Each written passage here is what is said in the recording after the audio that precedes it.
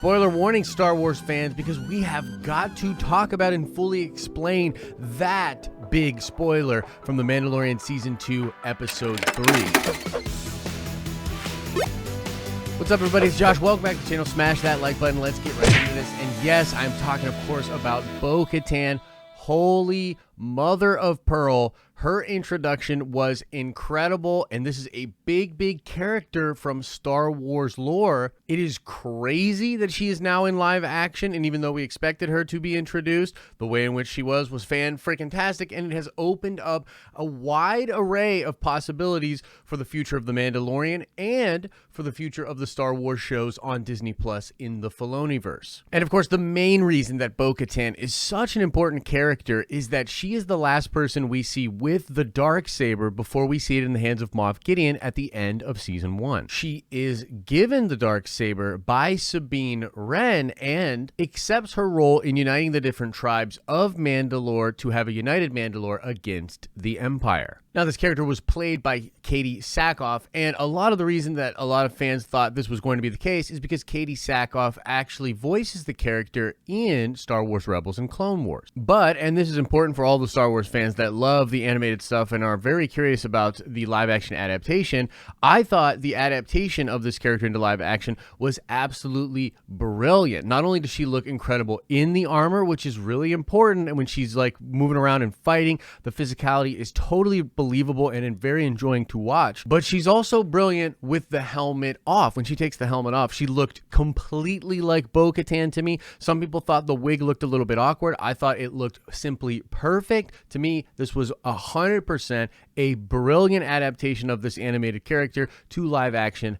We've got our Bo-Katan. Now, the biggest question on everybody's mind right now all has to do with Bo and the Mandalorians around her taking off their helmets, and then the conversation that she has with Din Djarin about him being a zealot, okay? And I want to sort of briefly explain this, but this is a very deep subject, and I'm working with another YouTuber to do a very deep dive lore video on this, which should be coming out very soon, explaining what the history of Mandalore is in Legends in the EU and how we think that might be adapted into The Mandalorian now that we've seen this episode with Bo-Katan. But the simple version of this for now is that there were a offshoot of Mandalorians that were considered to be sort of religious zealots. This would be the group of Mandalorians that believe in the old ways, that believe in having power above all other things, about being conquerors, about having old savage ways for Mandalorian society. And when Bo-Katan refers to Din as a child of the Watch, we believe she is referring to Death Watch, who we think we see in Season 1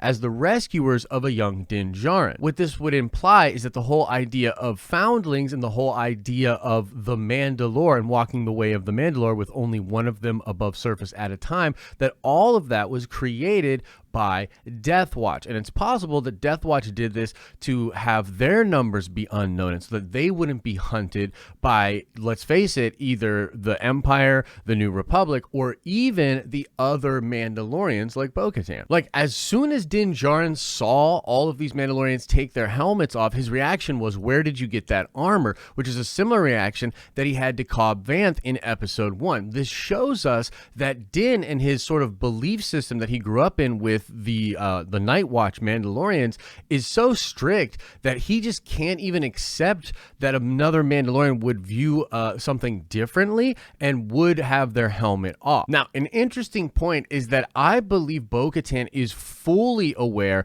of who Death Watch is and the Child of the Watch and how that whole religion works. And the reason I think she knows this completely is because she says several times to Din that this is the way, sort of understanding that culturally he's sort of programmed to accept that from a leader. Another small detail that may be insignificant but to me could also mean something cool is the fact that before they get onto the ship that they are going to steal, Bo-Katan is saying that she's getting weapons. She's lying about her true intent there, but she also says that they will need to put a new Mandalore on the throne. And I think that whole idea of putting a new Mandalore on the throne comes from the old ways. I think that is something something that people in the Watch or someone like Din Djarin would respect. However, Bo-Katan's actual beliefs are not really like that. I think she believes that she's the rightful ruler of Mandalore. And I don't know if that has as much to do with the Mandalore, like the way of the Mandalore, which again, I believe belongs to that religious zealot sect. And later on in the episode, when she's on the ship, she's declaring that she needs the Darksaber back if she's going to rule Mandalore. So she kind of has her mind made up. She's going to be the ruler. And it's curious that she doesn't say that at first to Din Djarin. I say all of that to tell you that I think Bo-Katan is super aware of how these different Mandalorians think, and I think she will try to unite them all. I believe that is already something that she has plans of. That's why she says things like, you know, Mandalorians are stronger together. She's really reaching an olive branch over to Din Djarin, and now they've had this experience together. I don't think this is the last these two characters will interact. Now, another thing that's obviously ridiculous that we have to mention is the setup to Ahsoka, right?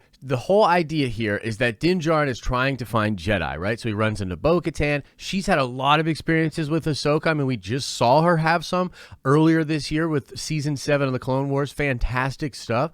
And so she, of course, knows Ahsoka, and it's so cool that she knows exactly where Ahsoka is. She's now given that information to Din Djarin, and now Din will be going to see Ahsoka. I don't believe that's going to happen in the next episode, because I think that is going to be directed by Billy D. Williams, and there's some images on IMDb that suggest that we'll be getting some shots on Navarro, and perhaps Din Djarin is going to meet up with Cara Dune and this Grief Karga character again. But after that, I think we will get the episode that will be directed by Dave Filoni, and we'll meet Ahsoka. And again, the big takeaway here, ladies and gentlemen, is that so much of Rebels and Clone Wars is being brought into The Mandalorian, and this is, again, that Filoni Verse thing that we've been talking about for months and months now, and it's just amazing. It's amazing to see it actually happening. I think it's going to be amazing once people finally believe it. I know there's been a lot of skepticism about this whole thing, so people are going to finally see it for what it is, and then once we get these other spin-off shows announced, it's going to start to paint this picture of like,